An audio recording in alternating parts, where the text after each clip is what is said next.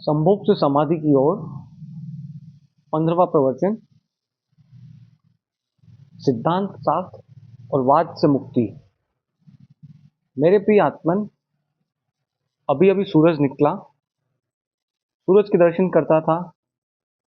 देख, आकाश में दो पक्षी उड़ जाते हैं। आकाश में न कोई रास्ता है, न कोई सीमा है, न कोई दीवार है, न उड़ने वाले पक्षियों के कोई चरण चिन्ह बनते हैं। खुले आकाश में जिसकी कोई सीमाएं नहीं, उन पक्षियों को उड़ता देखकर मेरे मन में एक सवाल उठा।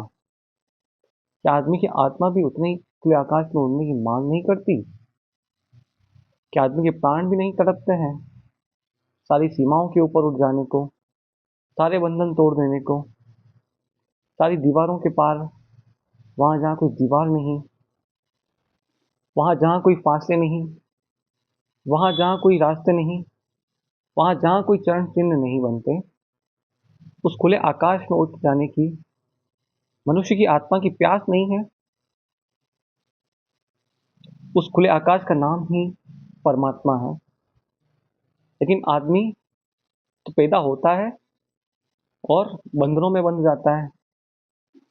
चाहे पैदा कोई स्वतंत्र होता है, लेकिन बहुत सौभाग्यशाली लोग ही स्वतंत्र जीते हैं।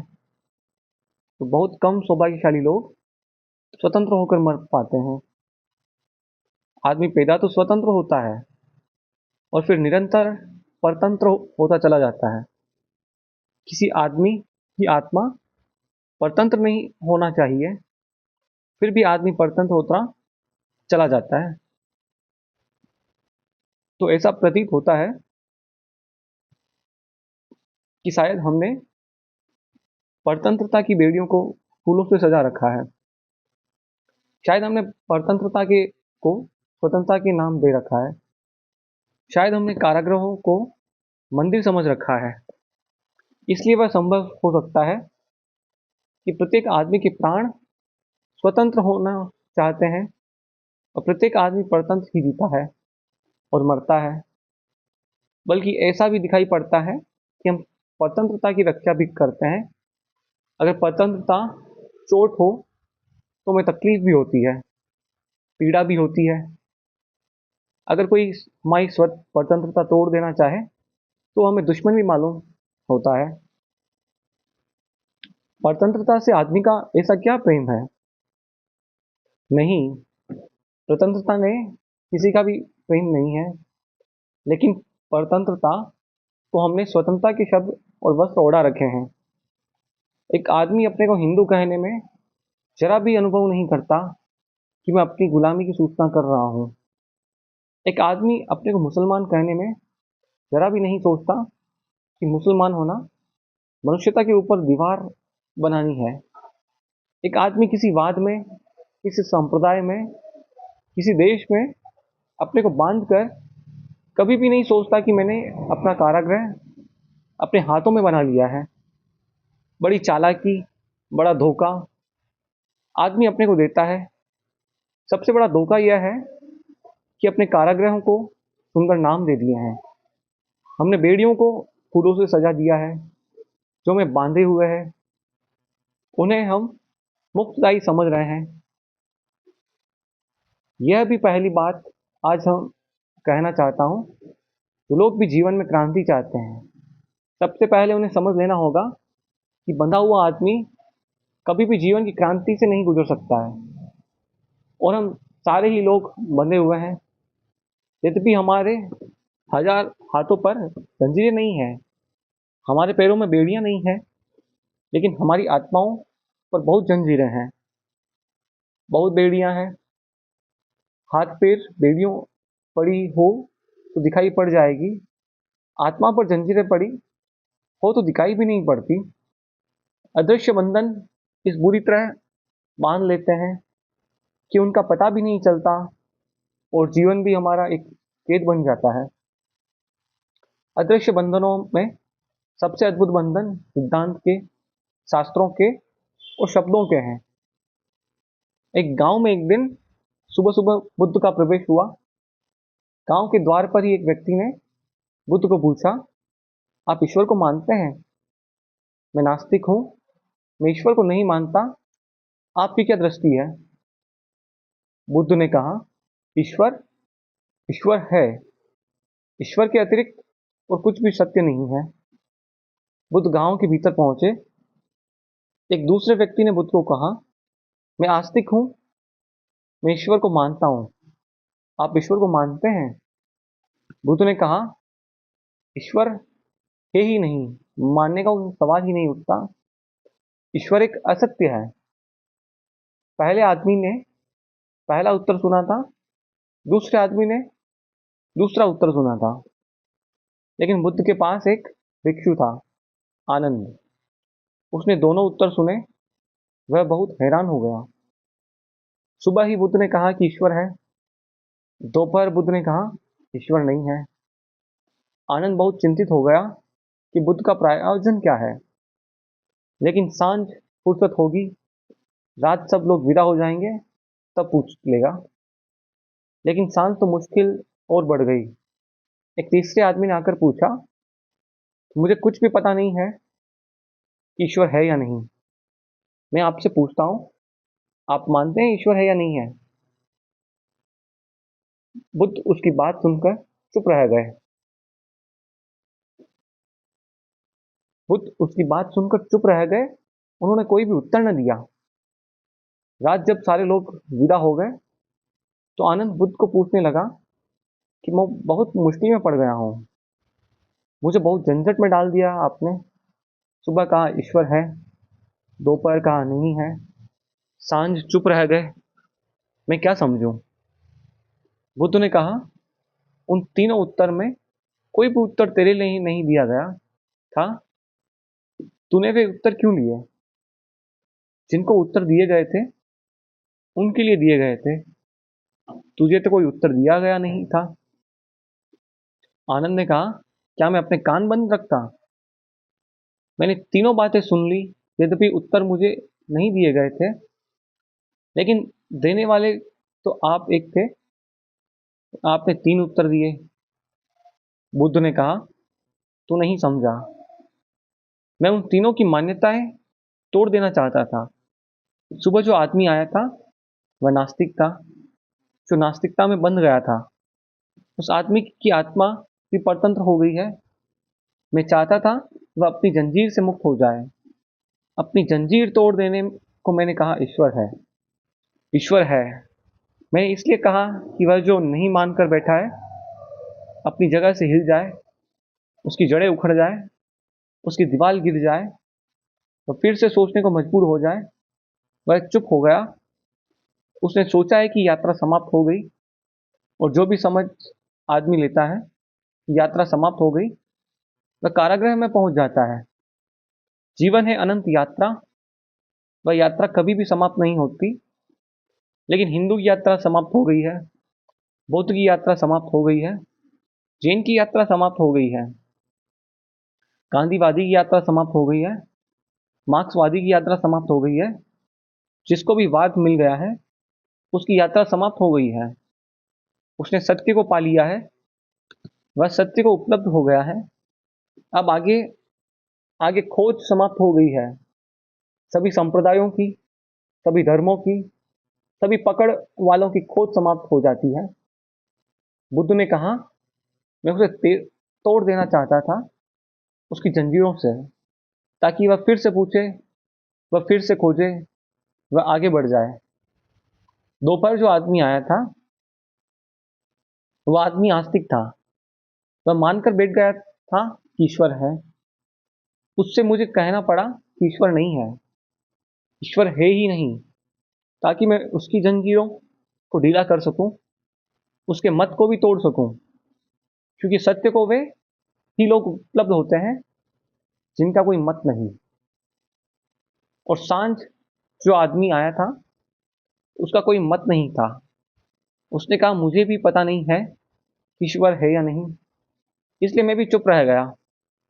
मैंने उससे कहा कि तू चुप रहकर खोज, मत की तलाश कर, सिद्धांत की तलाश कर, चुप हो। इतना चुप हो जाए कि सारे शब्द खो जाए, तो शायद जो है उसका तुझे पता चल सके। बुद्ध के साथ आप भी रहे होते तो मुश्किल में पड़ गए होते। अगर एक उत्तर सुना होता तो शायद बहुत मुश्किल ना होती, लेकिन अगर तीनों उत्तर सुने होते तो बहुत मुश्किल हो जाती। बुद्ध का प्रयोजन क्या है? बुद्ध चाहते क्या है? बुद्ध आपको कोई सिद्धांत नहीं देना चाहते। बुद्ध आपके जो सिद्धांत है उनको भी छीन लेना चाहते हैं।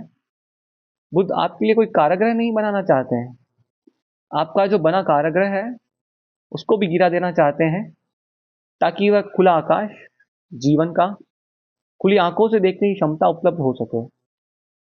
लेकिन इससे क्या होता है? बुद्ध चिल्लाते रहेंगे कि तोड़ दो सिद्धांत, और बुद्ध के पीछे लोग इकट्ठे हो जाएंगे और बुद्ध का सिद्धांत भी निर्मित कर लेंगे। दुनिया में जिन थोड़े से लोगों ने मनुष्य को मुक्ति करने की चेष्टा की है, मनुष्य अजीब पागल है। उन्होंने लोगों को उसने अपने बंधन बना लिया, चाहे फिर वह बुद्ध हो, चाहे महावीर हो, चाहे मार्क्स हो, चाहे गांधी हो, चाहे कोई भी आदमी हो। जो भी मनुष्य को मुक्त करने की चेष्टा करता है, आदमी अजीब पागल है। उसी को अपना बंधन बना लेता है, उसी को अपनी जंजीर बना लेता है। और जिंदा आदमी तो कोशिश भी करता है कि जंजीर ना बने। मुर्दा आदमी क्या कर सकता है?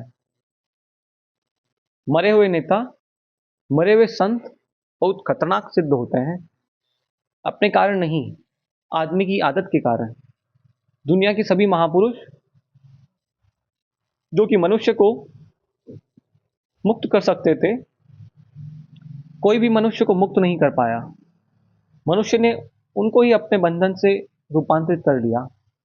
इसलिए मनुष्य के इतिहास में एक अजीब घटना घटी है। जो भी संदेश लेकर आता है मुक्ति का, हम उसको ही अपना एक नया कारागृह बना लेते हैं। इस भांति जितने मुक्ति के संदेश दुनिया में आए हैं, उतने रंग रूप की जंजीरें दुनिया में तय और निर्मित होती चली गई। आज तक यही हुआ, आगे भी यही होगा। अगर आगे भी यही होगा तो फिर मनुष्य के लिए कोई भविष्य दिखाई नहीं पड़ता है।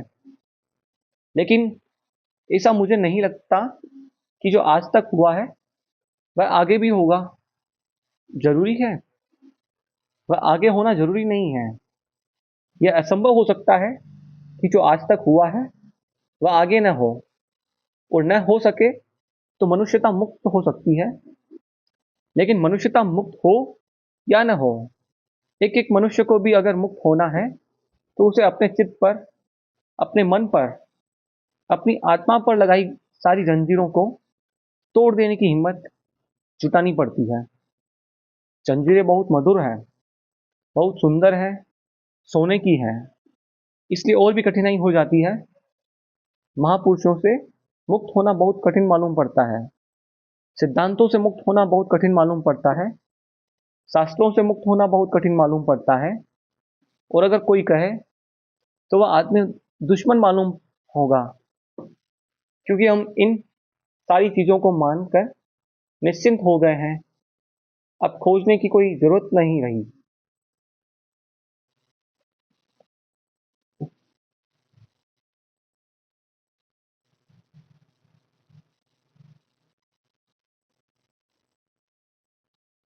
फिर मंजिल खो जाती है। सारी चीजों को मानकर निश्चिंत हो गए हैं, अब खोजने की कोई जरूरत न रही। और अगर कोई आदमी कहता है इनसे मुक्त हो जाओ, तो फिर खोजने की जरूरत शुरू हो जाती है। फिर मंजिल खो जाती है, फिर रास्ता सामने आ जाता है। रास्ते पर चलने में तकलीफ मालूम पड़ती है, मंजिल पर पहुंच जाने में आराम मालूम पड़ता है। क्योंकि मंजिल पर पहुंचने के बाद फिर कोई यात्रा नहीं, कोई श्रम नहीं। मनुष्य ने अपने आलस्य के कारण छोटी मंजिलें तय कर ली है, और हमने सब मंजिलें पकड़ रखी है। पहली बात, पहला सूत्र जीवन क्रांति का मैं आपसे कहना चाहता हूं, वह यह: स्वतंत्र चित्त चाहिए, एक मुक्त चित्त चाहिए, एक बंधा हुआ कैप्सूल के भीतर बंद, दीवालों के भीतर बंद, पक्षपातों के भीतर बंद, वाद और सिद्धांत और शब्दों के भीतर बंद चित्त कभी भी जीवन की क्रांति से नहीं गुजर सकता है। और अभागे हैं वे लोग जिनका जीवन एक क्रांति नहीं बन पाया, क्योंकि वे वंचित ही रह जाते हैं सत्य को जानने से कि जीवन में क्या छिपा था, क्या था राज, क्या था आनंद, क्या था सत्य, क्या था संगीत, क्या था सौंदर्य। उस सब से वे वंचित रह जाते हैं।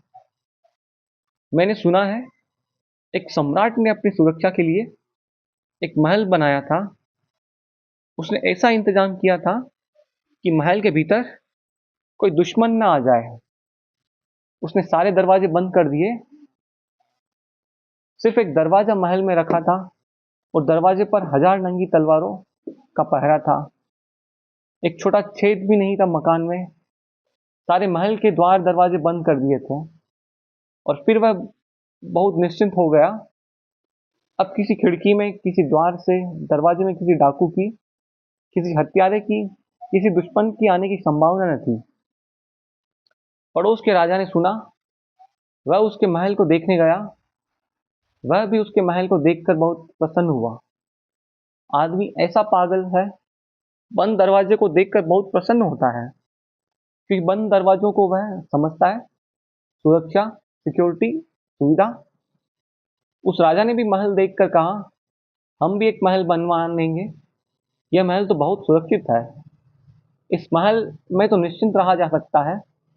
जब पड़ोसी राजा द्वार पर आकर विदा हो रहा था और इस मित्र राजा के महल की प्रशंसा कर रहा था, तब सड़क पर बैठा हुआ एक बूढ़ा भिखारी जोर से हंसने लगा। उस भवन के मालिक ने पूछा, तू हंसता क्यों है? कोई भूल तुझे दिखाई पड़ती है? उस भिखारी ने कहा, एक भूल रह गई महाराज। जब आप यह मकान तैयार करवाते थे, तभी मुझे लगता था कि एक भूल रह गई। उस सम्राट ने कहा, कौन सी भूल? उस भिखारी ने कहा, एक दरवाजा आपने रखा है, यही भूल रह गई है। ये दरवाजा और बंद कर लें और भीतर हो जाएं, तो फिर आप बिल्कुल सुरक्षित हो जाएंगे। फिर कोई भी किसी हालत में भीतर नहीं पहुंच सकता। उस सम्राट ने कहा, पागल, फिर तो यह मकान कब्र हो जाएगा। अगर मैं मकान का एक और दरवाजा बंद कर लूं, तो मैं मर जाऊंगा भीतर। फिर तो यह मौत हो जाएगी। उस भिखारी ने कहा, इतना आपको समझ आता है, एक दरवाजा और बंद कर लेने से आप मर जाएंगे। क्या आपको यह समझ में नहीं आता कि जितने दरवाजे आपने बंद किए हैं, उसी मात्रा में आप मर गए हैं। एक दरवाजा आपने बंद किया है, उसी मात्रा में जीवन के आपके संबंध टूट गए हैं। अब एक दरवाजा बचा है, तो थोड़ा सा संबंध बचा है। आप थोड़े से जीवित हैं, इसको भी बंद कर देंगे तो बिल्कुल मर जाएंगे। लेकिन यह मकान कब्र है, जिसमें एक दरवाजा है। ये दरवाजा और बंद हो जाए तो पूरी कब्र पूरी हो जाएगी। और अगर आपको ये लगता है कि एक दरवाजा बंद करने से मौत हो जाएगी, तो जो दरवाजे बंद हैं उनको खोल लें। और अगर मेरी बात समझें तो सब दीवारें गिरा दें, ताकि खुले सूरज के नीचे और खुले आकाश के नीचे पूरा जीवन उपलब्ध हो। लेकिन शरीर के लिए मकान जरूरी है और शरीर के लिए दीवारें भी जरूरी है। पर आत्मा के लिए न तो मकान जरूरी है और न दीवारें जरूरी हैं। लेकिन जिनके पास शरीर को छिपाने के लिए मकान नहीं, उन्होंने भी अपनी आत्मा को छिपाने के लिए दीवारें और मकान बना रखे हैं। जो खुले आकाश के नीचे सोते हैं, उनकी आत्माएं भी खुले आकाश में नहीं उड़ सकती। जिनके शरीर पर वस्त्र नहीं, उन्होंने भी आत्मा के लिए लोहे के वस्त्र बना रखे हैं। और फिर आदमी पूछता है, हम दुखी क्यों हैं? फिर आदमी पूछता है, हम पीड़ित क्यों हैं? फिर आदमी पूछता है, आनंद कहाँ मिलेगा? कभी परतंत्र चित्र को आनंद मिला है? कभी परतंत्रता ने सुख जाना है? कभी परतंत्र व्यक्ति कभी भी किसी भी स्थिति में सत्य को, सौंदर्य को उपलब्ध हुआ है? मैं एक घर में मेहमान था। एक बहुत प्यारी चिड़िया उस घर के लोगों ने कैद कर रखी थी। जिस पिंजरे में वह चिड़िया बंद थी, वह चारों तरफ कांच से घिरा था। चिड़िया को बाहर का जगत दिखाई पड़ता होगा, लेकिन उस कांच की दीवार के भीतर बंद चिड़िया को पता भी नहीं था कि बाहर एक खुला आकाश है, और वह सुबह खुले आकाश में उड़ने का ही आनंद है। शायद वह चिड़िया उड़ने का ख्याल भी भूल गई होगी।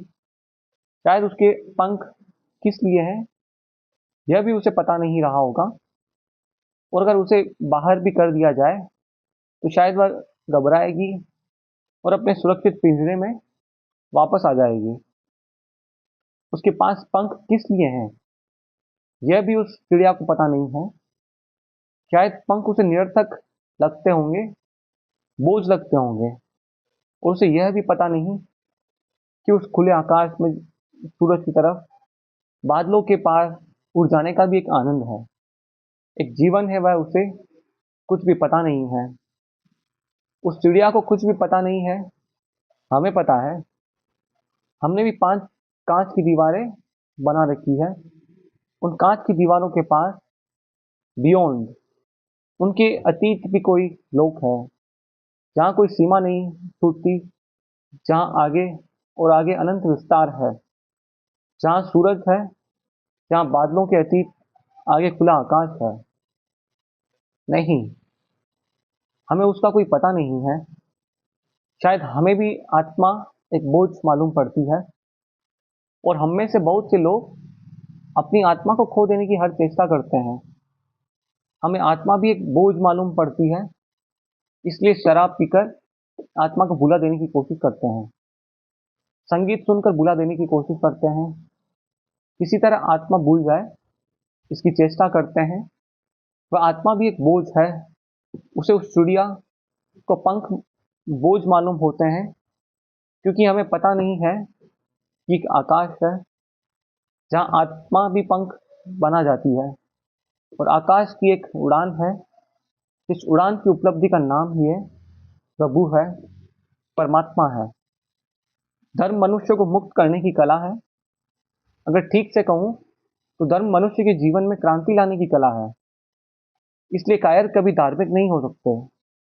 डरे हुए लोग, भयभीत लोग कभी धार्मिक नहीं हो सकते, बल्कि भयभीत और डरे लोग ने जो धर्म पैदा किया है वह धर्म जरा भी धर्म नहीं है। वह धर्म से बिल्कुल उल्टी चीज है। वह अधर्म से भी बदतर है, क्योंकि अधार्मिक आदमी भी साहसिक हो सकता है, और जो आत्मिक साहसी है वह बहुत दिन तक अधार्मिक नहीं रह सकता। अधार्मिक आदमी भी विचारशील होता है, और जो आदमी विचारशील है वह बहुत दिन तक अधार्मिक नहीं रह सकता। रामकृष्ण के पास केशव चंद्र मिलने गए थे। केशव चंद्र विवाद करने गए थे रामकृष्ण से, रामकृष्ण की बातों का खंडन करने गए थे। सारे कलकत्ते में खबर चली, केशव चंद्र की बातें सुने। रामकृष्ण तो गांव के गंवार हैं, क्या उत्तर दे सकेंगे केशव चंद्र का। केशव चंद्र बड़ा पंडित है।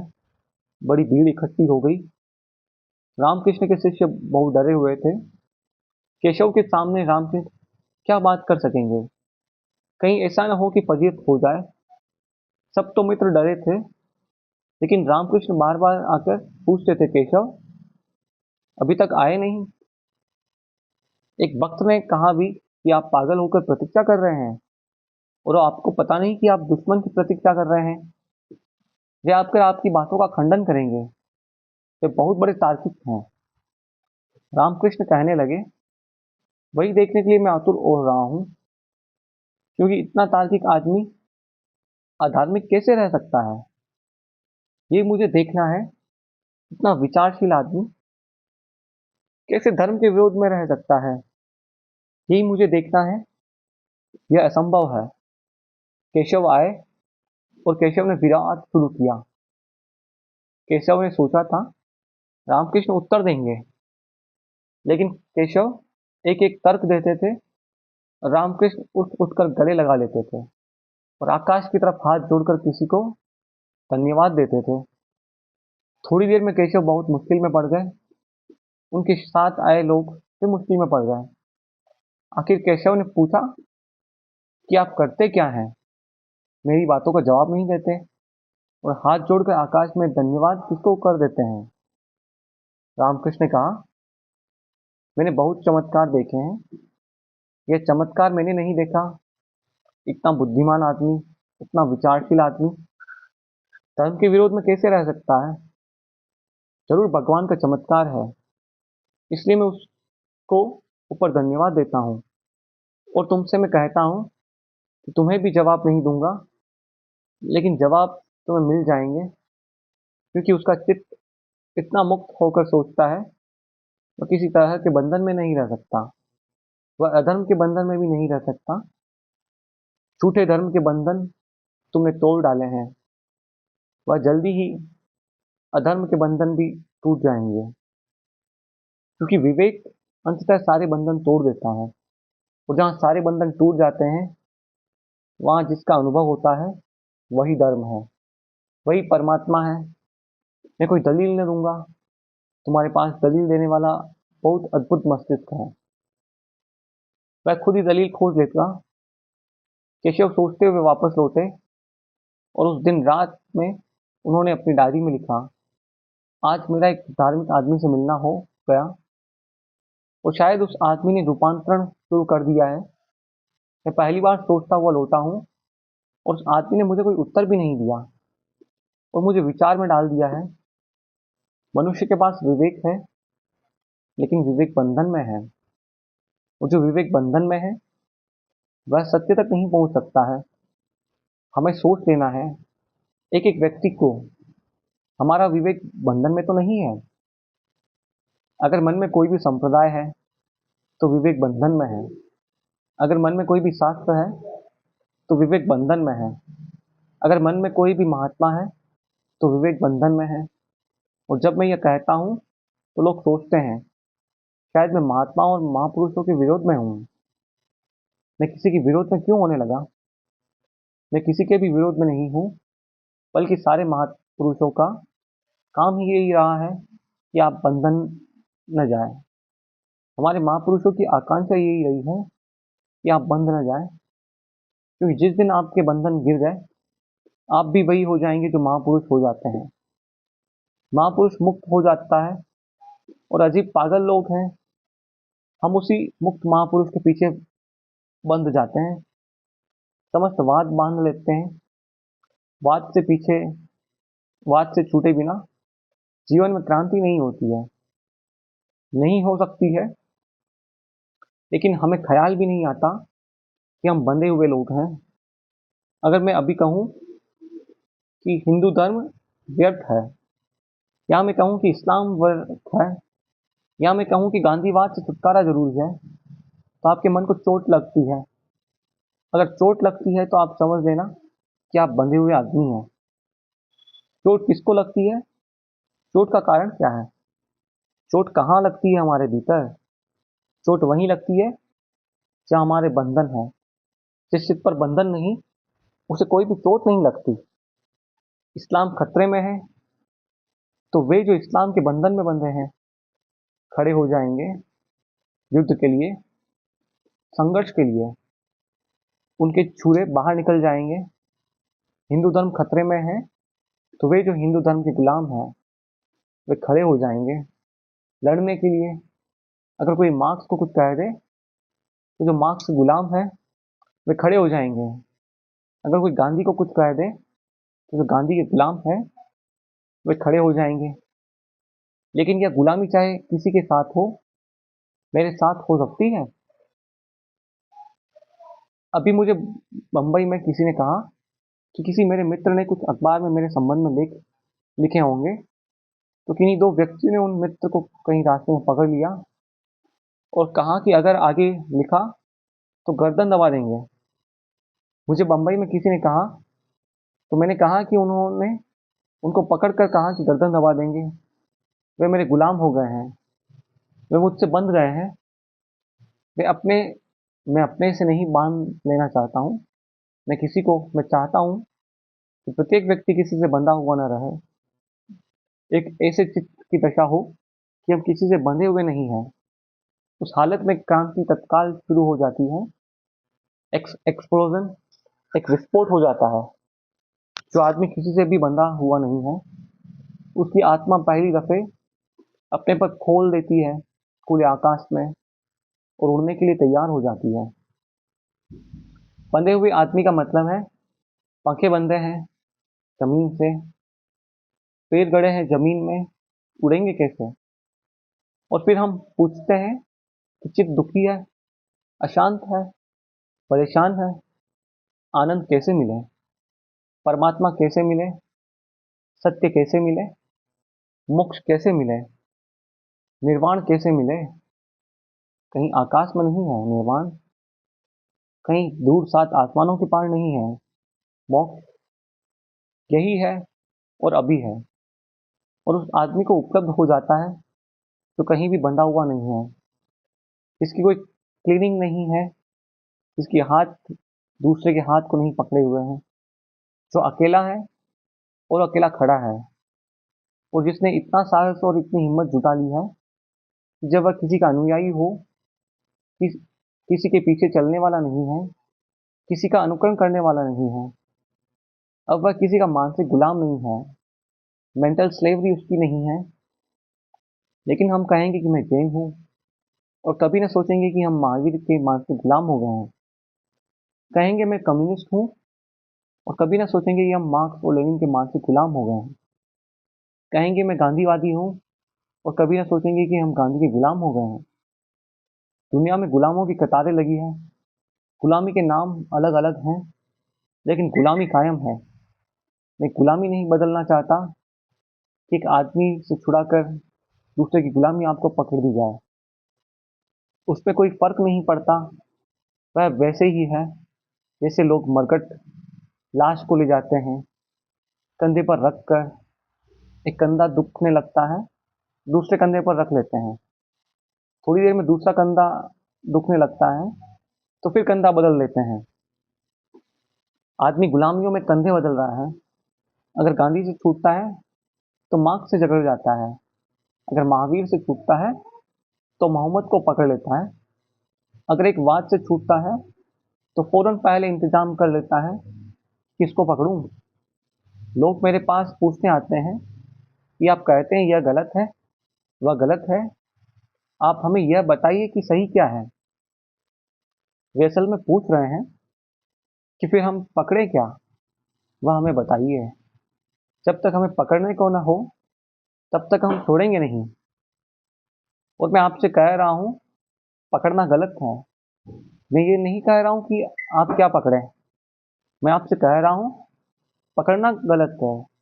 क्लिंगिंग इज सच, वह गांधी से है, बुद्ध से है या मुझसे है, इस पे कोई फर्क नहीं पड़ता, किसी से भी है।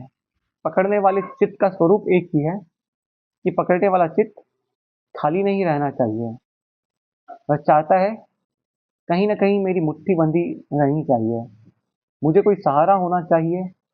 और जब तक कोई आदमी किसी के साथ सहारा खोजता है तब तक उसकी आत्मा के पंख खुलने की स्थिति में नहीं आते हैं। जब आदमी बेसहारा हो जाता है, सारे सहारे छोड़ देता है, सब सहारे छोड़ देता है, हेल्पलेस खड़ा हो जाता है और जानता है कि मैं अकेला हूँ। और यही सच है कि एक एक आदमी बिल्कुल अकेला है। जिस दिन आदमी इस बात की तैयारी कर लेता है कि मैं अकेला हूँ, और जिस दिन मान लेता है खुले आकाश में कोई चरण चिन्ह नहीं है, कहाँ है महावीर के चरण चिन्ह जिन पर आप चल रहे हैं? कहाँ है कृष्ण के चरण चिन्ह? जीवन में कहीं कोई चिन्ह नहीं बनते, सिर्फ आपकी स्मृति में कल्पना और ख्याल है। किसको पकड़े हैं आप? कहाँ है कृष्ण का हाथ? कहाँ है गांधी के चरण जिनको आप पकड़े हैं? सिर्फ आंख बंद करके सपना देख रहे हैं।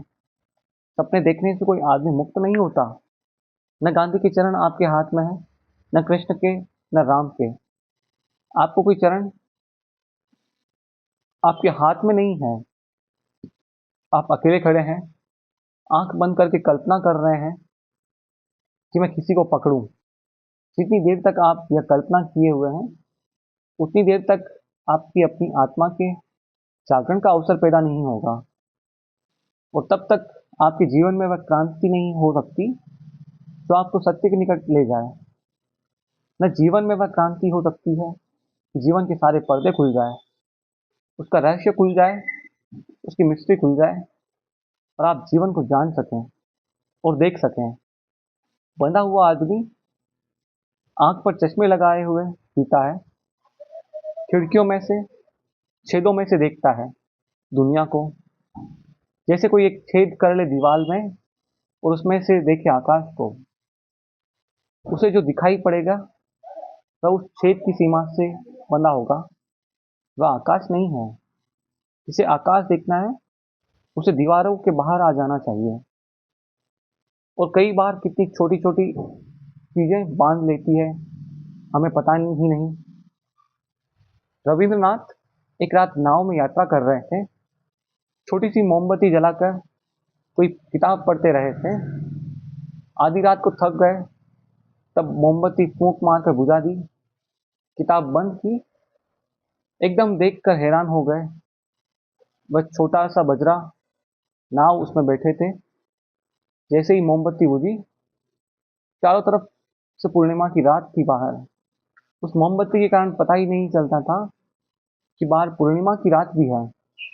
छोटी सी मोमबत्ती इतने बड़े चांद को रोक सकती है। मोमबत्ती के बुझते ही सारे चांद की किरणें बजरे के रंध्र रंध्र, छिद्र छिद्र से, खिड़की से, द्वार से भीतर आकर नाचने लगी। रविंद्रनाथ भी उन किरणों के साथ खड़े होकर नाचने लगे। उस रात उन्होंने एक गीत गाया और उस गीत में कहा कि मैं कैसा पागल था, एक छोटी सी मोमबत्ती के प्रकाश में, मध्यम धीमे गंदे प्रकाश में बैठा रहा और चांद का प्रकाश बाहर बरसता था। उसका मुझे पता ही न था। मैं अपनी मोमबत्ती से ही बंधा रहा। जब मोमबत्ती बुझ गई, तब मुझे पता चला कि बाहर द्वार पर अनंत आलोक की प्रतीक्षा करता था। मोमबत्ती के बुझते ही वह भीतर आ गया। जो आदमी की मत की, सिद्धांत की, शास्त्र की मोमबत्तियों को जलाकर बैठे रहते हैं, वे परमात्मा के अनंत प्रकाश से वंचित रह जाते हैं। मत बुझ जाए तो सत्य प्रवेश करता है, और जो आदमी सब पर पकड़ छोड़ देता है, उस पर परमात्मा की पकड़ शुरू हो जाती है। जो आदमी सब सहारे छोड़ देता है, उसे परमात्मा का सहारा उपलब्ध हो जाता है। बेसहारा होना परमात्मा का सहारा पा लेने का रास्ता है। सब रास्ते छोड़ देना उसके रास्ते पर खड़े हो जाने की विधि है। सब शब्द, सब सिद्धांतों से मुक्त हो जाना, उसकी वाणी को सुनने का अवसर निर्मित करना। मैंने एक छोटी सी कहानी सुनी है। मैंने सुना है कृष्ण भोजन करने बैठे हैं, रुक्मणी पंखा जलती थी। अचानक वे थाली छोड़कर उठ पड़े, द्वार की तरफ भागे। रुक्मणी ने कहा, क्या हुआ, कहाँ भागते हैं? लेकिन शायद इतनी जल्दी थी कि वे उत्तर देने को भी रुके नहीं। द्वार तक गए, पागिल की तरफ भागते हुए, फिर द्वार पर ठटक कर खड़े हो गए, फिर उदास वापस लौट आए, फिर थाली पर बैठ गए। रुक्मणी ने पूछा, मुझे बहुत हैरानी में डाल दिया। एक तो पागल की भांति भागना बीच भोजन में, मैंने पूछा तो उत्तर भी नहीं दिया, फिर द्वार से वापस भी लौट आना, क्या था प्रयोजन? कृष्ण ने कहा, बहुत जरूरत आ गई। मेरा एक प्यारा एक राजधानी से गुजर रहा है। राजधानी के लोग उसे पत्थर मार रहे हैं, उसके माथे से खून बह रहा है, उसका सारा शरीर लहूलुहान हो गया है, उसके कपड़े उन्होंने फाड़ डाले हैं। भीड़ उसे घेर कर पत्थरों से मारी डाल जाती है। वह खड़ा हुआ गीत गा रहा है, न वह गालियों के उत्तर दे रहा है, न पत्थरों के उत्तर दे रहा है। जरूरत पड़ गई थी कि मैं जाऊं, क्योंकि वह कुछ भी नहीं कर रहा है। वह बिल्कुल बेसहारा खड़ा है। मेरी एकदम जरूरत पड़ गई थी। रुक्मणी ने कहा, लेकिन आप लौटे कैसे आए, द्वार से वापस आ गए हैं? कृष्ण ने कहा कि द्वार तक गया, तब तक सब गड़बड़ हो गई। वह आदमी बेसहारा न रहा। उसने पत्थर अपने हाथ में उठा लिया। अब वह पत्थर ही खूब ही पत्थर का जवाब दे रहा है। तब मेरी कोई ज़रूरत न रही। मैं वापस लौट आया। वह आदमी खुद ही सहारा खोज लिया है। अब वह बेसहारा नहीं है। यह कहानी सच हो कि झूठ, इस कहानी के सच और झूठ होने से मुझे कोई प्रयोजन नहीं है। लेकिन एक बात मैं अपने अनुभव से कहता हूँ, जिस दिन आदमी बेसहारा हो जाता है, उसी दिन परमात्मा के सारे सहारे उसे उपलब्ध हो जाते हैं। लेकिन हम इतने कमज़ोर हैं, हम इतने डरे हुए लोग हैं कि हम कोई सहारा पकड़ लेते हैं, और जब तक हम सहारा पकड़े रहते हैं, तब तक परमात्मा का सहारा उपलब्ध नहीं हो सकता है। स्वतंत्र हुए बिना सत्य की उपलब्धि नहीं है। सारी जंजीरों को तोड़े बिना कोई परमात्मा के द्वार पर अंगीकार नहीं होता है। लेकिन हम कहेंगे, महापुरुषों को कैसे छोड़ते हैं? गांधी कितने प्यारे हैं, उनको कैसे छोड़ दें? कौन कहता है गांधी प्यारे नहीं हैं? कौन कहता है महावीर प्यारे नहीं हैं? कौन कहता है कृष्ण प्यारे नहीं हैं? प्यारे हैं। यही तो मुश्किल है। इसी से छोड़ना मुश्किल हो जाता है। लेकिन इन प्यारों को भी छोड़ देना है पड़ता है, तभी वह जो परम प्यारा है वह उपलब्ध होता है। महात्मा, परमात्मा और मनुष्य की आत्मा के बीच में खड़े हैं। महात्मा अपनी इच्छा से नहीं खड़े हुए हैं। हमने जिनको महात्मा समझ लिया है, उनको खड़ा कर लिया है। वे हमारे लिए दीवार बन गए हैं। व्यक्तियों से मुक्त होने की जरूरत है, ताकि वह जो व्यक्ति है, वह जो महाव्यक्ति है, उसके और हमारे बीच कोई बाधा न रह जाए।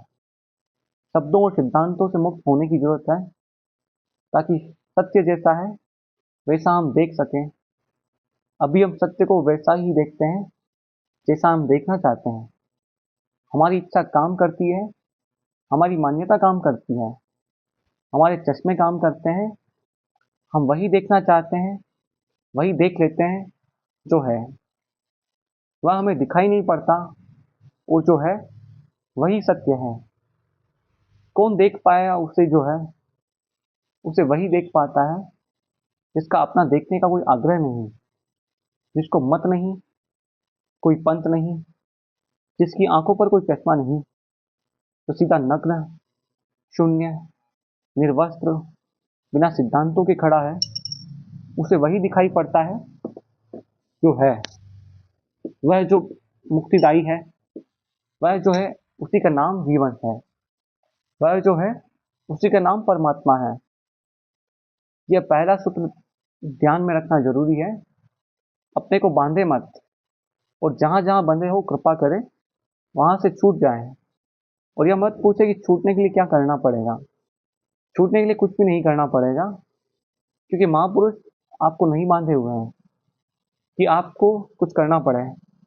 आप ही उनको पकड़े हुए हैं, छोड़ दिया और वे गए। कुछ भी नहीं करना है। अगर कोई दूसरा आपको बांधे हो तो कुछ करना पड़ेगा।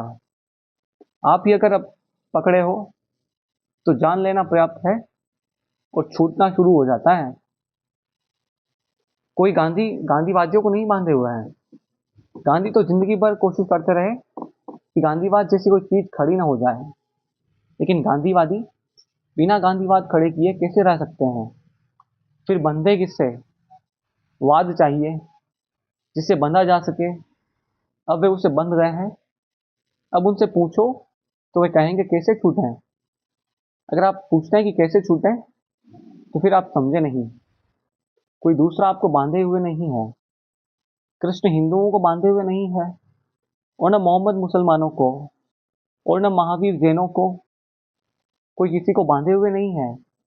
ये तो वे सारे लोग हैं जो छुटकारा चाहते हैं कि हर आदमी छूट जाए। लेकिन हम उनकी छायाओं को पकड़े हैं और बंधे हैं। हमें कोई बांधे हुए नहीं है, हम बंधे हुए हैं। और अगर हम बंधे हुए हैं तो बात साफ है। हम छूटना चाहें तो एक क्षण भी छोड़ने के लिए, एक क्षण भी गंवाने के लिए जरूरी नहीं।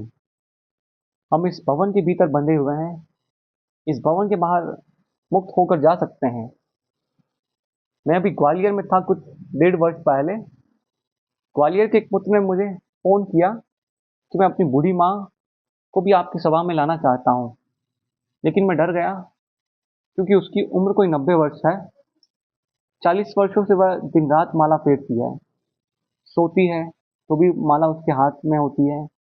और आपकी बातें कुछ ऐसी है कि कहीं उसको चोट ना लगे। इस उम्र में उसको लाना उचित है या नहीं? मैंने उस मित्र को खबर की कि आप जरूर ले आएं, क्योंकि इस उम्र में अगर न लाए तो हो सकता है दोबारा मैं आऊं और आपकी माँ से मिलना कभी हो न जाए, इसलिए जरूर ले आएं। आप चाहे आए ना आए, माँ को जरूर ले आएं। वे माँ को लेकर आए। दूसरे दिन मुझे उन्होंने खबर की कि बड़ी चमत्कार की बात हो गई। जब मैं आया और अब माला के खिलाफ ही बोलने लगे, तो मैं समझा कि यह तो आपको खबर करना ठीक नहीं हुआ। मैंने आपसे कहा कि मेरी माँ माला फेरती है और आप माला के खिलाफ ही बोलने लगे। तो मुझे लगा कि आप मेरी माँ को ही ध्यान में रखकर बोल रहे हैं। उसको नाहक चोट लगेगी, नाहक दुख होगा। मैं डरा। रास्ते में गाड़ी में मैंने पूछा भी नहीं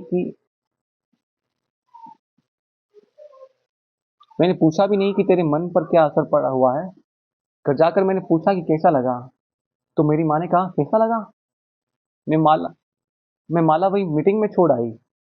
40 साल का मेरा भी अनुभव कहता है कि माला से मुझे कुछ भी नहीं मिला, लेकिन मैं इतनी हिम्मत नहीं जुटा पा रही थी कि उसे छोड़ दूं। तब मुझे बात ख्याल आ गई, माला तो मुझे पकड़े हुए नहीं थी, मैं ही उसे पकड़े हुई थी। मैंने उसे छोड़ दिया, वह छूट गई। तो आप ये मत पूछना कि कैसे हम छोड़ दें। कोई आपको पकड़े हुए नहीं है, आप ही मुट्ठी बांधे हुए हैं। खोल दें और वह छूट जाएगी। और छूटते ही आप पाएंगे कि चित्त हल्का हो गया, निर्भर हो गया। वह तैयार हो गया है एक यात्रा के लिए।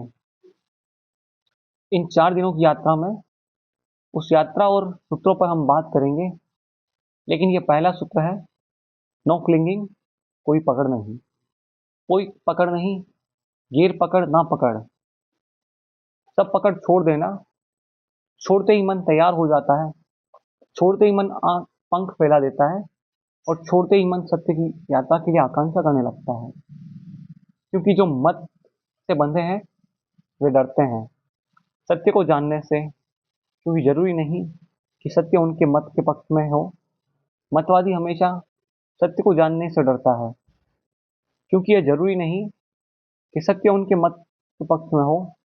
सत्य विपरीत भी पड़ सकता है, और मतवादी अपने मत को नहीं छोड़ना चाहता, इसलिए सत्य को जानने से ही बचता है। मैं निरंतर कहता हूँ, 2 तरह के लोग हैं दुनिया में।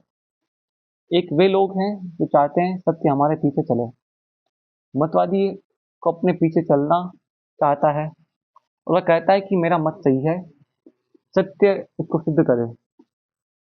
लेकिन मतवादी सत्यवादी नहीं है। सत्यवादी कहता है मैं सत्य के पीछे खड़ा हो जाऊंगा, लेकिन जिसको सत्य के पीछे खड़ा होना है उसे मत छोड़ देना पड़ेगा। नहीं तो मत बाधा डाल देगा, रोकेगा, अड़चन डालेगा। अगर आप हिंदू हैं तो आप धार्मिक नहीं हो सकते। अगर आप ईसाई हैं तो धार्मिक नहीं हो सकते। अगर धार्मिक होना है तो ईसाई, हिंदू, मुसलमान से मुक्ति चाहिए। अगर जीवन के सत्य को जानना है तो जीवन के संबंध में जो मत पकड़ा है उससे मुक्ति आवश्यक है। वह बूढ़ी औरत अद्भुत थी, छोड़ गई माला। माला की कीमत 4 आना तो रही ही होगी। आप जो सिद्धांत पकड़े हैं उसकी कीमत 4 आना भी नहीं है। उनको ऐसे ही छोड़ा जा सकता है, हाथ से नीचे। और छोड़कर आप महंगाई में नहीं पड़ जाएंगे, नुकसान में नहीं पड़ जाएंगे। छोड़ते ही आप पाएंगे कि जो छूट गया है वह सत्य की तरफ जाने में बाधा था। पहली बार आंख खुलेगी कि मैं जीवन को वैसा देख सकूं जैसा वह है। यह पहला सूत्र है। इस संबंध में जो भी प्रश्न हो या आप लिखित में दे देंगे, और भी जो प्रश्न हो वे लिखित दे दें, ताकि सुबह की चर्चाओं में आपके प्रश्नों की बात हो सके, और सांझ को मैं और सूत्र की बात करूंगा। मेरी बातों को इतने प्रेम और शांति से सुना उसके लिए बहुत अनुग्रहित हूँ। और अंत में सबके भीतर बैठे परमात्मा को प्रणाम करता हूँ। मेरा प्रणाम स्वीकार करें। धन्यवाद।